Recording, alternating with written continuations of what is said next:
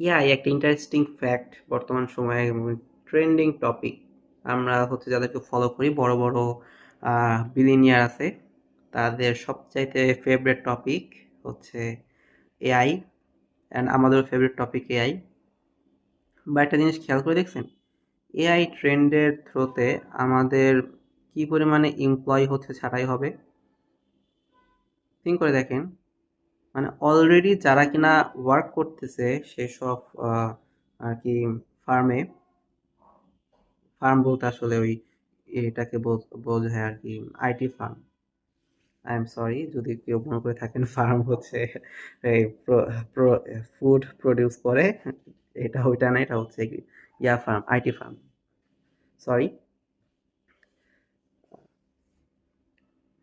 Already যারা work করতেছে বিভিন্ন ধরনের কোম্পানিতে, তারা কিন্তু চাকরিচ্যুত হবে, চাকরি থেকে বের হয়ে যাবে, আনএমপ্লয়মেন্ট অনেক হিউজ পরিমাণে বেড়ে যাবে। অ্যান্ড অলরেডি যারা কিনা গ্র্যাজুয়েশন নিচ্ছে অথবা এই সেক্টরে আসার জন্য অনেক বেশি উৎসুক জনতা আছে, তারা কিন্তু কতটুকু যে সুযোগ পাবে আমি জানি না, কারণ যারা যোগ্য ছিল তারা অলরেডি সেই মার্কেট থেকে বের হয়েছে।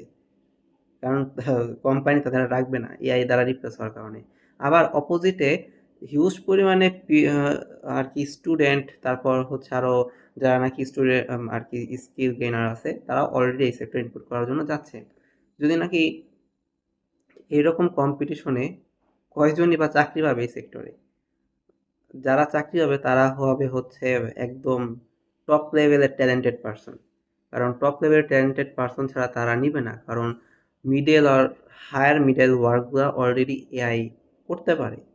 আপনি কতটুকু আইটি সেক্টরে পড়ালেখা করে ইন ফিউচার কি করতে পারবেন, একটু থিঙ্ক করে দেখেন রিয়েলিটি কোথায়। আপনি যদি একদম টপ লেভেলের ট্যালেন্ট হয়ে থাকেন, আই অ্যাপ্রিসিয়েট ইউ, তো আপনার একটা ভালো ফিউচার আছে। কিন্তু আপনি যদি একটা মিডল লেভেলের আর কি ওয়ার্ক করে থাকেন আইটি সেক্টরে, আপনার একটু সচেতন হওয়ার সুযোগ অলরেডি চলে এসেছে। কারণ চারিদিকে নিউজ তো অবশ্যই দেখেছেন যে এআই মানুষ চাকরি নিয়ে যাবে, অ্যান্ড আপনারটা নিয়ে যাবে। আর অলরেডি যেহেতু মার্কেটে হিউজ পরিমাণ স্টুডেন্ট আসতেছে, একটা জগা খিচুড়ি ব্যাপার হয়ে যাবে সব কিছু মিলে। আপনারও চাকরি নাই, ওইদিকে আবার আপনার অপোজিটে 10-20 জন অলরেডি দাঁড়ায় রয়েছে আপনার জায়গায় আসার জন্য, কিন্তু আপনার জায়গা তো নিবে না।